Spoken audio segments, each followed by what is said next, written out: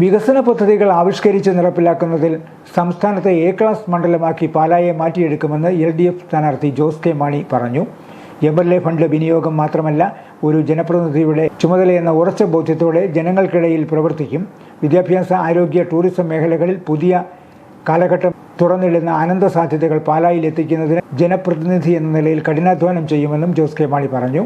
കൊഴുവനാൽ, മുത്തോലി, മേലുകാവ് എന്നീ പഞ്ചായത്തുകളിലും പാലാ മുനിസിപ്പാലിറ്റിയിലും നടന്ന സ്ഥാനാർത്ഥി പര്യടനങ്ങളിൽ സംസാരിക്കുകയായിരുന്നു ജോസ് കെ മാണി. ചേർപ്പുങ്കൽ പള്ളിപ്പടിയിൽ നിന്ന് ആരംഭിച്ച കൊഴുവനാൽ പഞ്ചായത്ത് പര്യടനം മേവടയിൽ സമാപിച്ചു. മുത്തോലി പഞ്ചായത്തിലെ പര്യടനം മുത്തോലി കടവിൽ നിന്ന് ആരംഭിച്ച് മുത്തോലി കവലയിൽ സമാപിച്ചു.